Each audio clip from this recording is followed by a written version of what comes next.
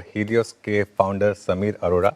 समीर जी वैसे Singapore based हैं लेकिन मुंबई आए हैं, और मुंबई स्पेसिफिकली आप सिर्फ हमारे साथ इंटरव्यू करने के लिए हमारे स्टूडियो में आए। समीर जी, सबसे पहले तो उसके लिए आपका थैंक यू बहुत वेरी बहुत मच। दिल से शुक्रिया। थैंक यू वेरी मच जी। तो इस बार आप इंडिया आए, कुछ फ़र्क नज़र आया पिछली बार के मुकाबले, या फिर ये सब वो कुछ वही मुझे है? नहीं आता क्योंकि मैं हर महीने आता हूँ, तो इसलिए मुझे मंथ टू मंथ वैसे फ़र्क नहीं आता। लास्ट वीक दिल्ली में बड़ी बारिश थी और बॉम्बे में डर था कि बारिश होगी तो ज़ीरो हो गई। नहीं, बट वैसे कोई ऐसा है क्योंकि आई कम सो फ्रीक्वेंटली, इतना हाँ, कोई हाँ। फ़र्क नहीं। Okay, but Sameer sir, market को लेकर इस समय क्या लग रहा है? क्योंकि पिछले महीने तक लग रहा था कि वो मार्च जो था वो एक बुरा सपना था, सब कुछ ठीक हो गया था अप्रैल में, और इनफैक्ट मई जून में तो पोर्टफोलियो में भी अच्छे रिपेयर हुए थे, काफ़ी शानदार रैली आई थी। लेकिन ये जो फिर वापस वेस्ट एशिया में थोड़ी सी ये वॉर भड़की है, क्या ये वापस सेंटिमेंट खराब करेगी मार्केट तो का? ये 2 दिन से स्टोरी चेंज हो गई, वरना 2 दिन पहले तक तो सब बढ़िया चल रहा था। लेकिन अब यही कह सकते हैं कि अगर उसी न्यूज़ पे फिर से वॉर होए, फिर से भी लड़ाई हो, तो सेम इम्पैक्ट नहीं होगा जो पिछली बार हुआ। बिकॉज़ लोगों को समझ आ जाती है कि ये हफ्ते महीने में फिर रुक जाएगी, फिर वो मार्केट बढ़ जाएगी, फिर मैं इतना स्ट्रेस क्यों लूँ? बिकॉज़ आपको सेकंड टाइम उसी न्यूज़ पे उतनी नेगेटिविटी नहीं होती। बट द फैक्ट कि आप हम चल पड़े थे, एफआई फ्लोज पॉजिटिव हो गए थे, करेंसी स्टेबल हो गई थी, अब वो बीच में फिर एक राउंड ऑफ धक्का तो हो गया है 2 दिन से। बट जो रिस्क था, जो मार्च के लोस थे, वो लग रहा है कि अब बचे वही नहीं। मुझे लग रहा है कि अब वो नहीं होगा क्योंकि वो first time you are shocked. अब उसी न्यूज़ को बार-बार करो and you also broadly know कि एक्चुअली प्रेसिडेंट ट्रम्प नहीं चाहते थे बहुत सीरियस हाँ, लड़ाई। हाँ, लेकिन अभी हमने तो सोचा था कि अब सब सेटल हो गया जब उन्होंने ये एग्रीमेंट टाइप जो भी ड्राफ्ट हाँ, साइन हाँ, किया। हाँ, लेकिन दैट आल्सो शोज कि ईरान के लोग भी इजीली एक्सेप्ट नहीं कर रहे हैं उन टर्म्स को, तो हाँ। लेकिन still I would think can not be as bad as March. तो बट ये रिस्क है अभी भी मार्केट के लिए। अब तो हो गया है, 2 दिन पहले हम कहते हैं अब खत्म हो गई कहानी, तो अब हाँ, कैसे कहें कि नहीं हाँ, है। हाँ, हाँ, Yes, हाँ। अभी तो बड़ी अच्छी सीरियस लड़ाई हो रही है। हम्म। अच्छी नहीं मतलब गंदी वाली सीरियस लड़ाई हो रही है। बिल्कुल गंदे वाली सीरियस लड़ाई हो रही है। और इसकी वजह से जो ये कमोडिटीज में जो मूव्स आ रहे हैं, डॉलर में जो मूव आ रहे हैं, एक लग रहा था कि एफआई की सेलिंग थोड़ी सी खत्म हुई है, लेकिन फिर वो डेटा थोड़ा गड़बड़ा सर गया। हम सेइंग ये 2 दिन से फिर कंफ्यूजन हो गया बिकॉज ऑल द पैरामीटर्स जो हम कहते हाँ। कि एफआई फ्लोज पॉजिटिव हो गए हैं, जुलाई में पॉजिटिव हैं अभी भी शायद, और करेंसी स्टेबल हो गई थी, जबकि डॉलर बाकी करेंसीज के अगेंस्ट स्ट्रांग हो रहा था। हमारे ऑयल गिर गया था, तो प्रॉब्लम हम तो बातें हो रही थी पेपर्स में कि अब ये ऑयल का फिर से प्राइस कट करेंगे, अब वो सब कहानियां अब हैव बीन पुट असाइड।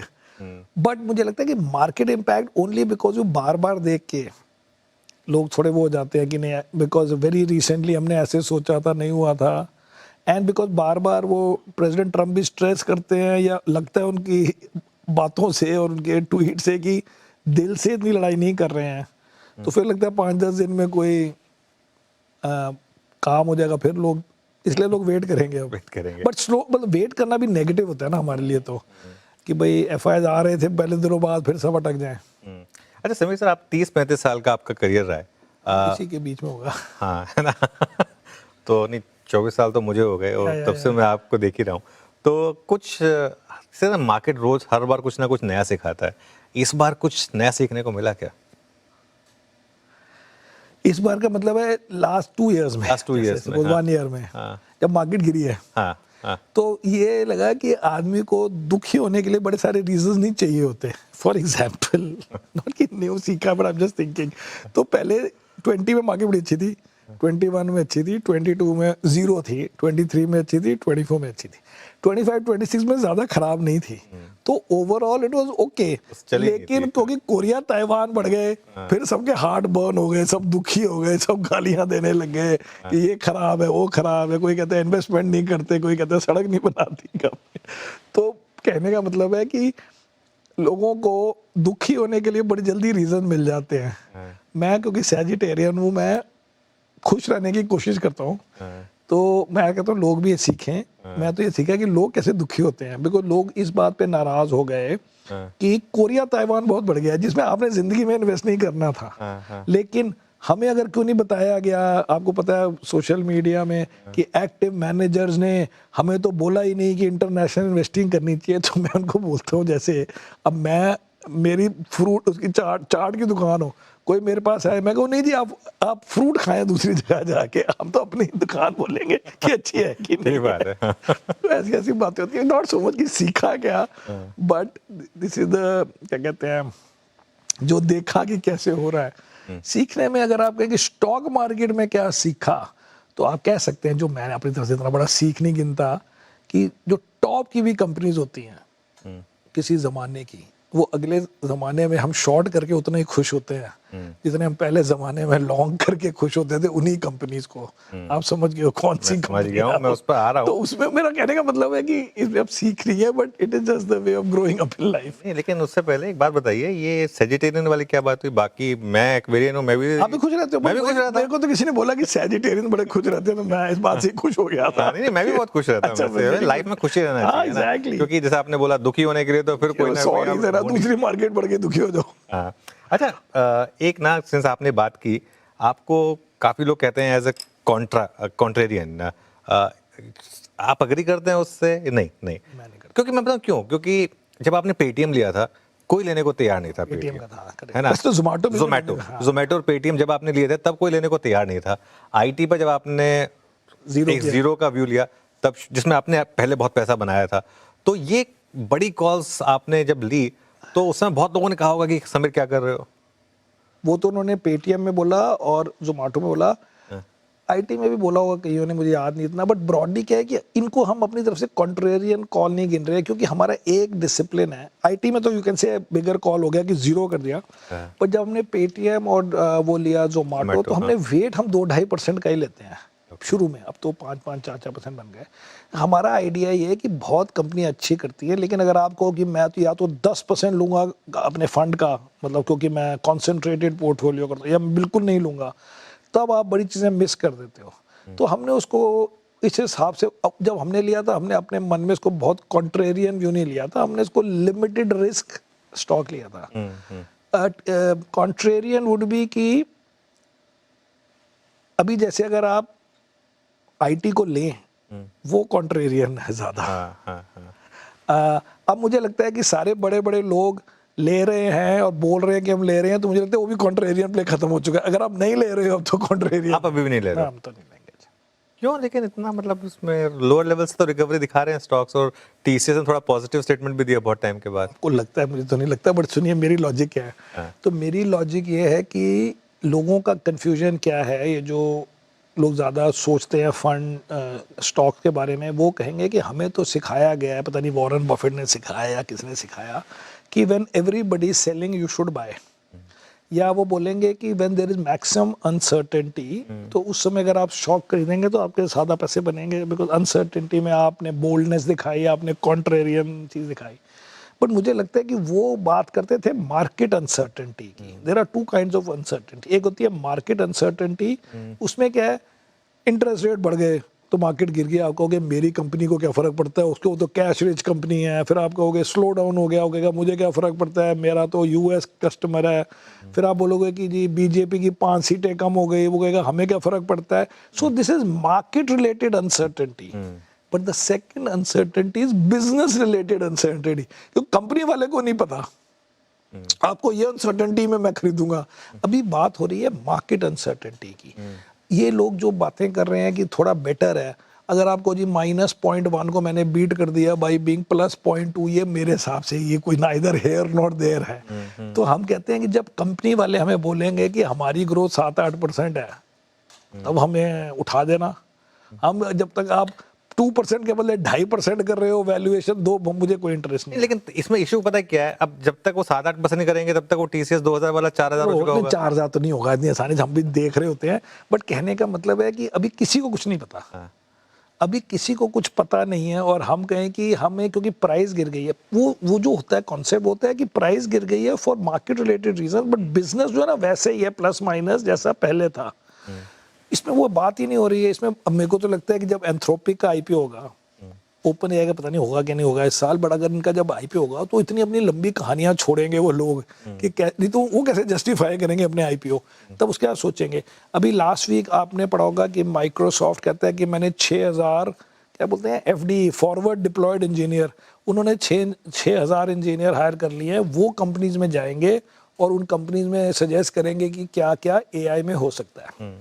अब लोग क्या आर्गुमेंट देते हैं कि जी जब ये चीज़ें सस्ती हो जाती है ना, तो कौन सा पैराडॉक्स होता है, जीवॉन्स पैराडॉक्स कुछ होता है, उसमें जी अगर चीज़ सस्ती हो जाती है ना तो आप ज़्यादा यूज़ करते हो। तो वो कहते हैं अगर एआई से प्रोग्रामिंग सस्ती भी हो गई, मतलब मैन पावर को, तो और भी ज़्यादा यूज़ होगा, और भी ज़्यादा यूज़ होगा। सो मैंने पढ़ा किसी का एग्जाम्पल, वो कहते हैं जैसे ब्रोकिंग, पहले जी 2% होता था ब्रोकरेज, अब वो 0 हो गया, तो देखिए कैसे वॉल्यूम बढ़ गया। लेकिन आप मुझे बताइए कि उस वक्त के जो ब्रोकर थे उनमें से कौन से बचे हैं? सारे नए लोग होते हैं। ठीक बात है। उसमें आ गया ग्रो, जीरोधा, एंजल, वो पुराने वाले कहाँ गए? तो ट्रेडिशनल तो खत्म ही हो हाँ, गए। हाँ तो मैं कहता हूँ कि टीवी बड़ा सस्ता हो गया। हाँ। टीवी पहले $400 का, पता नहीं 21 इंच का मिलता था, अब $400 का। सब ओनिडा बीपीएल वगैरह होते क्या थे। हुआ? हाँ नहीं, टीवी वाले कहाँ गए? जो चीज हर वक्त सस्ती हो रही होती है उसमें कोई और को बेनिफिट हो जाता है। टीवी सस्ते होने से नेटफ्लिक्स को पता नहीं सपोज फायदा हो गया, हाँ। क्योंकि नेटफ्लिक्स के लिए टीवी चाहिए था और वाईफाई चाहिए था। तो द फैक्ट कि सस्ता हो गया, therefore you only will gain. कुछ जो कहते हैं ना, एआई नेटिव कंपनियां आ जाएंगी, न्यू स्टार्टअप्स आ जाएंगे, किसी को नहीं पता। सो जब किसी को नहीं पता तो हम थोड़ा बहुत कोई ले भी सकता है कि चलो ले लो। आप इस बेसिस पे कैसे ओवरवेट करेंगे कि किसी को कुछ नहीं पता इसलिए हम ले रहे हैं? I don't think. तो अभी अभी भी तो जो ले रहा है मेरे हिसाब से स्पेकुलेट कर रहा है, आपके साथ स्पेकुलेट कर रहा है। स्पेकुलेट कर रहा है because he speculating on the business. और पहले भी 2 रैलियां हुई थी, दोनों फेल हुई थी पहली वैसे। बात है, कंपनी वाले एडमिट करने को तैयार नहीं है, तो आप स्पेकुलेट कर रहे हो ना उनसे ज्यादा। हाँ हाँ हाँ। लगता है ये एग्जिस्टेंशियल क्राइसिस है कंपनियों के लिए। नहीं, कंपनियां तो चलती रहती हैं। एसएमएस जो अभी भी चल रहा है, व्हाट्सएप ने उसको डिसरप्ट कर दिया, एसएमएस चल रहा है। हाँ हाँ। और मूवी थिएटर वाले चल रहे हैं, ऑल्दो ओटीटी ने डिसरप्ट कर दिया। स्टॉक मार्केट वालों का इंटरेस्ट कम हो जाता है बिकॉज आप लो ग्रोथ, बोरिंग ग्रोथ में चले जाते हो। फिर आप भी वन मोर कंपनी जो इंडिया में उस टाइप के बन सकते हो, उसमें कोई नुकसान भी नहीं है और ठीक है, वैसे भी होता है। वो ये तो मूवी धुरंधर होनी चाहिए, अल्फा जैसी नहीं चलेगी। मतलब अगर धुरंधर मूवी आएगी तो ही चलेगी। तो वही है, मतलब थिएटर में आप तभी जाओगे जब आपको हाँ, लगेगा कि कोई ऐसी मूवी या, जिसको मुझे correct, जाके correct, थिएटर में ही देखना है, या, तभी आप। वरना आप अपने ओटीटी में देख लोगे। हाँ, वरना आप ओटीटी में देख लोगे। अच्छा, दूसरी तरफ था आपका फेवरेट एचडीएफसी बैंक या प्राइवेट बैंक्स, काफी 5 साल तक अंडर परफॉर्म किया, आप बैठे रहे। वो पेशेंस क्लिकिंग क्यों है? और उसमें गलत पेशेंस नहीं, हाँ, तो फिर उसको कैसे देखते उसको हैं? मैंने गलती हो गई कि हमने सोचा कि चलो हर साल वो स्टॉक सस्ता तो हो रहा है, एटलीस्ट उसमें क्या होता है, ग्रोथ 11-12% की टाइप की बन जाती है। तो अब उसकी वैल्यूएशन, अब कहने क्या था, एक्चुअली क्या हुआ, एचडीएफसी के मर्जर से जो कंबाइंड एंटिटी को फाइनेंसिंग वगैरह चाहिए थी, वो बड़ी मतलब मुश्किल हो गया, उसमें टाइम लग गया ना। बट पहले जब शुरू में जब वो मर्जर हुआ था, तो हमने सोचा था कि, आई थिंक मुझे लगता है कंपनी ने भी सोचा था कि RBI will give you some time, ताकि आप वो जो एचडीएफसी पेरेंट या जो भी कहो, एचडीएफसी के जो बॉन्ड्स वगैरह थे, जो डेट था, उसके ऊपर आप एकदम फोर्स नहीं करोगे कि आज इसे एसएलआर सीआरआर करो और उनको रिप्लेस करो। उनके लिए 5-7 साल देने चाहिए थे। बेसिकली द सिस्टम इंश्योर्ड कि आगे से कोई बड़ा मर्जर होगा तो लोग स्टॉक पहले बेच के तोड़ देंगे। बट उसमें अब क्या सस्ता हो गया है, तो अब ठीक है, बट निकल गए 4-5 साल निकल गए। हर बारी हम ऐसी गलती नहीं करेंगे। बट आप मानते हैं कि इसको होल्ड करके रखना गलती थी थोड़ा? कोर्स गलती हो गई। जो मेरा फंड अगर इंडिया में 4-5 सालों में सारे कोई फंड्स 150-200% बढ़े होंगे जब से 21 के बाद, और वो बड़ा होगा 15-20%, तो ये तो नुकसान ही। और वो भी 5-6% होल्डिंग, मतलब 5-6% एनएवी बढ़ जाती, मतलब हर साल का 1% एनएवी, 1% के लिए तो हम जान देते हैं साल की। अच्छा, तो इस समय समीर अरोड़ा कहाँ पैसा लगा रहे हैं? नया पैसा जो आपको आ रहा है, तो उस समय आपके हिसाब से कहाँ आपने फ्रेश एंट्री की है जो हमें नहीं पता है, कम पता है? पता तो नहीं होगा, क्योंकि पता होगा, मेरा मतलब ब्रॉडली यही नहीं होते हैं, और हमारे म्यूचुअल फंड वालों के तो वैसे भी डिस्क्लोजर होता है। मेरे स्टॉक्स वहाँ पे 2-4-5 इधर अलग होते हैं। बट ब्रॉडली अगर आप ऐसे नहीं बोलो कि हम का लगा रहे हैं, क्योंकि हमारे को, जैसे मेरे को एफआई में मुझे तो बड़े पैसे मिले लास्ट ईयर, सम 300 मिलियन, तो वो तो हमने उसमें एचडीएफसी बैंक भी लिया होगा, आईसीआईसीआई बैंक भी लिया, सारे पुराने नाम। लेकिन उसको इंटरप्रेट कर दो डिफरेंट, कि लोगों को क्या लेना चाहिए जो पुराना घिसा पिटा नहीं है। हाँ, चलिए। न्यू एज में लोग गलती ये कर रहे हैं, 2 गलतियां हैं। एक तो आदमी कहता है लॉस मेकिंग कंपनी है, ये जी लॉस मेकिंग कंपनी आपने खरीद ली, क्योंकि न्यू एज कंपनी सारी लॉस मेकिंग है। तो मैं उनसे बोलता हूँ इसका मतलब आपने तो एंथ्रोपिक जिंदगी में नहीं खरीदना था, आपने तो ओपन एआई जिंदगी में नहीं खरीदना था पहले, आपने तो स्पेस एक्स जिंदगी में नहीं खरीदना था, लेकिन देखिए साइज 1-1 ट्रिलियन। दूसरा बात यह है कि ये जब कंपनी सारी की नहीं बात कर रहा ब्रॉडली, तो ये सब कंपनीज 8-10 साल प्राइवेट रही हैं, और वाइल बीइंग प्राइवेट ये नहीं है कि वो कोई प्रोटेक्ट कर रहा था, उनके अगेंस्ट 10 और कंपनियां थी प्राइवेट जो सिमिलर, उनको भी किसी ने फंड किया था, किसी और प्राइवेट इक्विटी ने। तो पहले तो उनका मुकाबला हुआ, फिर इन्होंने जो भी लिस्टेड कंपनी है उस किसी ना किसी लिस्टेड कंपनी से आप compete कर रहे हो।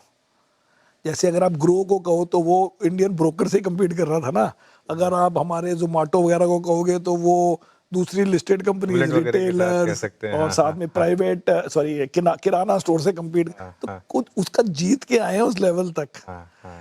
एंड यूनिट इकोनॉमिक्स बड़े इजी हैं टू अंडरस्टैंड। मैंने एक और बिग पिक्चर कॉन्सेप्ट है मेरे पास कि अगर आप डिफाइन कर लो कि न्यू एज किसको बोलोगे, आप बोलो e commerce, quick commerce, broking, internet fashion वाली जो ब्रोकिंग, दो कंपनी अब वो कर लो, फिर आप कह दो ये डिलीवरी टाइप मतलब जो भी जो उससे Delivery, रिलेटेड Nykaa, ये है, सब कंपनियां, हाँ। मीशो फीशो सब बोल दो, जो मेरे पास नाम भी हो ये सब, और आप बोल दो ये ईवी वाली, ये एथर, ये सब बोल दो, और इनको कहो कि यूएस में क्या वेट है इनका S&P 500 में, बट ऑफ कोर्स क्योंकि उसमें गूगल अमेजोन वगैरह वो वेट बड़ा हाई हो जाता है, बट वेट 40% से कम नहीं होगा, हमारे यहाँ 4% नहीं होगा।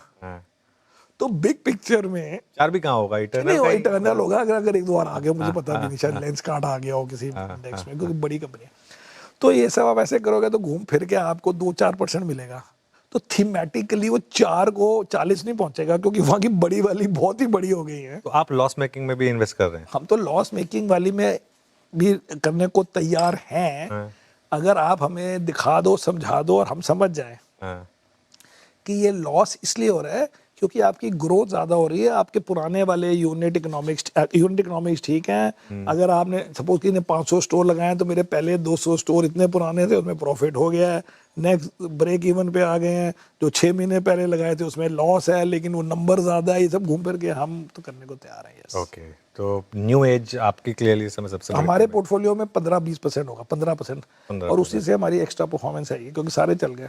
ओके, कोई और थीम ये अभी बढ़िया थीम, वैसे तो बड़े सेक्टर्स कवर कर लेता है। चल ठीक है, हाँ, हाँ, दूसरा थीम, अगर आप थीम बोलेंगे तो मुझे लगता है कि चाइना +1 मैन्युफैक्चरिंग में तो होएगा, ओके, बिकॉज लोग डरते हैं कि सारा कुछ एक में डाला जाए। Apple is a good example of तो दैट। ईएमएस वगैरह हाँ, ये सब भी ठीक है, ईएमएस भी ठीक है, और आजकल ना छोटे छोटे जो चीजें भी बना रहे हैं, कोई स्पेस के लिए बना रहा है, कोई डिफेंस के लिए बना रहा है, कोई बोइंग के लिए बना रहा है, ये है बड़ी छोटी। मैन्युफैक्चरिंग में इंडिया में कैपेक्स कर रहे हैं, उनके ऊपर फोकस करो बेसिकली। जो मैन्युफैक्चरिंग में मतलब बट हम चाइना से लड़े कैसे हैं? कई लोग कहते हैं ऐसे लड़ने की बात ही नहीं है, लोग चाइना के बाद की चीजें ढूंढना चाहते हैं, हाँ, चाहे वो 5% हो, वो आपको इनकरेज करेंगे आप 10 बन जाओ, हाँ, क्योंकि दे वांट, वी में नॉट वांट और वांट, या वी में दे वांट, बिकॉज सब इतना रिस्क नहीं ले सकते। एप्पल लाइव एग्जांपल है ना, किस बात पे वो चाइना से इंडिया आ गया, कोई लड़ाई थोड़ा थी उसकी, बट अपने मन में उसको रिस्क था कि कभी यूएस से लड़ाई हो जाती है, प्रेसिडेंट ट्रम्प की हो जाती है, बाद में पीस हो गई वैसे उनकी, लेकिन एवरीबडी वांट्स। तो मुझे किसी ने बताया तो कि एज एन इंश्योरेंस, इंडिया को एज एन इंश्योरेंस थोड़ा सा, तो मुझे एक बंदे ने बताया कि वो एक कंपनी की स्ट्रेटजी है OOC, आउट ऑफ चाइना, मतलब डजंट मीन कि वो अपना एग्जिस्टिंग बिजनेस छोड़ के जा रहा है, but they want new thing, जो उनको वियतनाम में चाहिए, उनको यहाँ पे, कोई मलेशिया में। तो इंडिया की स्टोरी है कि ये हमारी लोकल मार्केट भी है इन एडिशन टू एक्सपोर्टिंग। तो ये स्टोरी है, लेकिन कंपनियां बड़ी छोटी हैं, 400-500 करोड़ के उनकी सेल्स होती हैं। वो अगर आप हमारे इंडियन पोर्टफोलियो में देखें आपको नजर आ जाएंगी 2-4 ऐसे। ओके, ठीक है।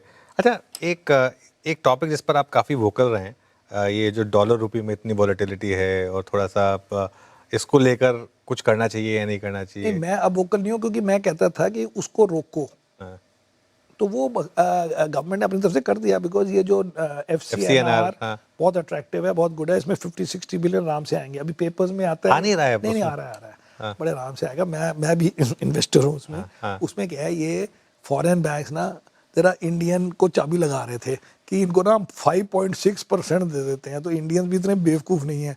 लेकिन इंडिया में यही बैंक्स पब्लिक से रेस करते हैं 6.25, 6.5, उतने करोगे। अगर आप 25 पैसे रेट बढ़ा दो, आपको, हमारे को NRI को 2.5% मिल गया, बिकॉज 9 टाइम लेबर होता है।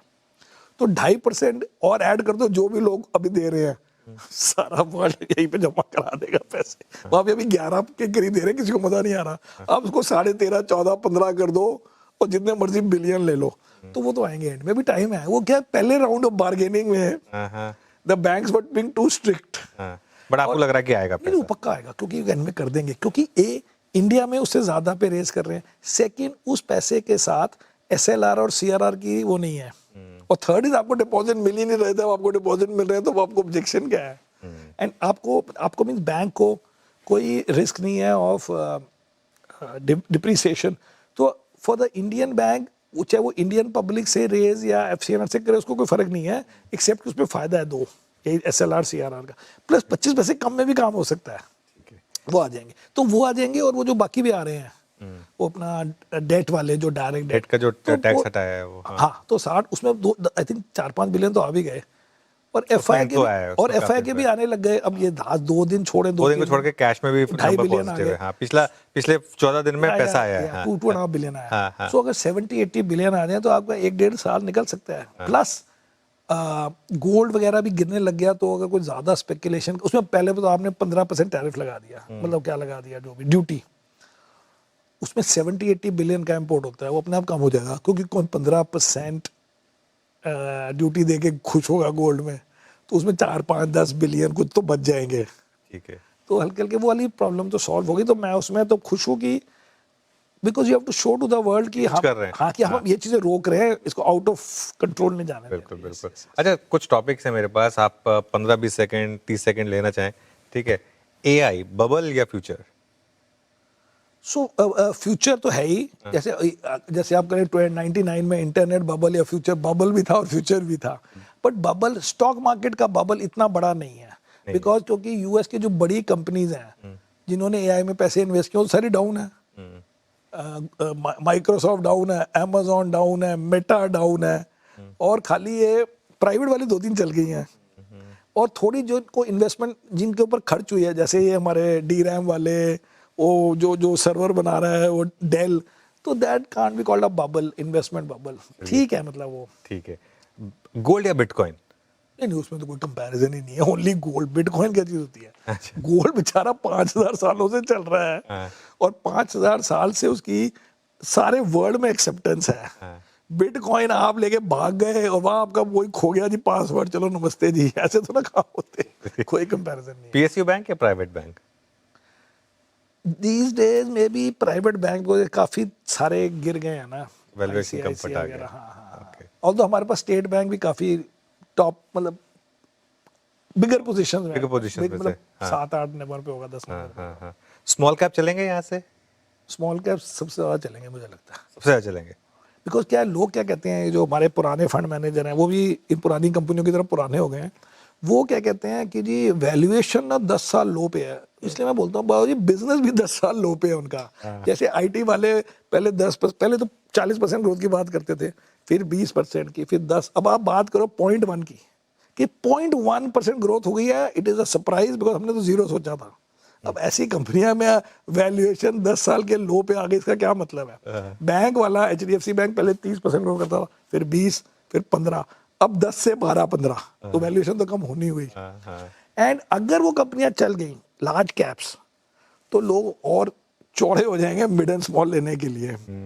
बिकॉज ऑल्सो इंडिया का, वेदर यू लाइक इट और you don't like it, Indian public mutual funds में mid and small cap funds को ज्यादा पैसे देते हैं then the proportion of mid and small cap in the, जैसे 70% लार्ज कैप है, लेकिन 70% लार्ज कैप पैसे नहीं मिलते ना। अब आप लड़ते रहो, लेकिन वो सच है। सही बात है। हाँ। और उसमें क्या है, कंपनियां भी बहुत हैं, कोई किसी को कुछ पसंद है, और अर्निंग्स ग्रोथ भी अच्छी है। तो मैं तो मिड एंड स्मॉल के फेवर में हूं। मिड एंड स्मॉल के फेवर में है। वैसे एंकर्स भी काफ़ी पुराने हो गए हैं। अच्छा, अब क्या हमें रीइन्वेंट करना पड़ता है, नहीं तो लोग कहेंगे मैं सबसे पुराना हूँ। करना पड़ता है, बिल्कुल करना पड़ता है। अच्छा, ये इंडेक्स फंड या एक्टिव अब मेरे से ना पूछे, मेरे जैसे बंदे जो हेज फंड भी रन करते हैं, उनका तो काम ही एक्टिव। तो काम ही और है। इंडिया में एक्टिव ने बीट किया है। अब आप हमारे जरा म्यूचुअल फंड की तरफ नजर मारे हैं। मेरी तो इन्वेस्टमेंट नहीं, मेरा मतलब है कि टू शो की एक्टिव की परफॉर्मेंस वर्सेस इंडेक्स। हाँ हाँ हाँ, ठीक है। एक ऐसा शेयर जो आपको लग रहा है कि लेना चाहिए था लेकिन छूट गया? अब ये लाइफ की बात करेंगे तो ऐसे बड़े शेयर होंगे, बट मुझे रिसेंटली तो कोई ऐसा खास नजर नहीं आया। ग्लोबली बोले तो हमने सोचा ही नहीं कि, but I could have bought Samsung 1.5-2 years ago, such an obvious play, मैंने नहीं खरीदा। नहीं खरीदा, हाँ। अब प्राइवेट वाले तुम खरीदते नहीं, तो आदमी कहे हाय, मैं अगर एंथ्रोपिक मेरे को हाँ, कुछ सोचा भी नहीं, बट लिस्टेड में आई कुड हैव बॉट, ये तो मेरी गलती है। Samsung, इंडिया में मुझे याद नहीं आ रहा, बट ठीक है, इंडिया भी चल रही है तो सब ठीक है।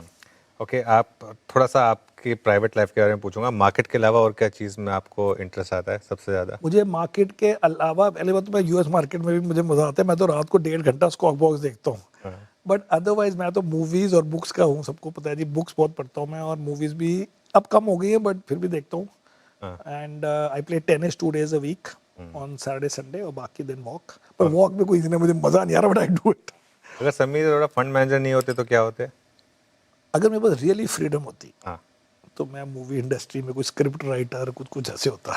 हाँ। मैंने बाय द वे, मेरे पास कम से कम 6-7 बुक्स हैं स्क्रिप्ट राइटिंग की। अच्छा। आई बॉट अ बुक की how to develop a story, और एक बुक है making of I think hero, कि हीरो की क्या जर्नी होनी चाहिए, सब मैंने पढ़ी हुई है। एंड में मैं कुछ नहीं करता, बिकॉज बाय द वे मैंने क्लॉड पे भी ट्राई किया था कि if I give you an idea script, उसने मेरे को छोटी सी लिख भी दी थी, हाँ। बट फिर उसमें क्या होता है, टाइम आजकल इतना होता वही है। एक ऐसी बुक जो सबको पढ़नी चाहिए, चाहे स्टॉक मार्केट, मतलब वो स्टॉक मार्केट से रिलेटेड बुक ना हो, लेकिन सबको पढ़नी चाहिए जो स्टॉक मार्केट में है। मेरे हिसाब से हेलो इफेक्ट जी, मैं बहुत बार बोल चुका हूँ। मैंने अभी 1 साल पहले ट्विटर के अपने फॉलोअर्स को 200 के 150 कॉपीज भी डिस्ट्रीब्यूट की थी। तो उसकी स्टोरी है जो इंडिया के ऊपर भी वैलिड है। तो उसकी स्टोरी है हेलो इफेक्ट। उसकी स्टोरी क्या है कि अगर कोई स्टॉक चल रहा होता है तो आप as an analyst, as a commentator, as a fund manager उसको जस्टिफाई करने के लिए अपनी स्टोरी बनाते हो। तो अगर स्टॉक 4 साल से चल रहा है, 20% हर साल चलता है, आपको इसकी मैनेजमेंट बहुत अच्छी है। किसी को नहीं पता मैनेजमेंट अच्छी है कि नहीं, लेकिन क्योंकि स्टॉक चल रहा है तो अच्छी ही होगी, राइट।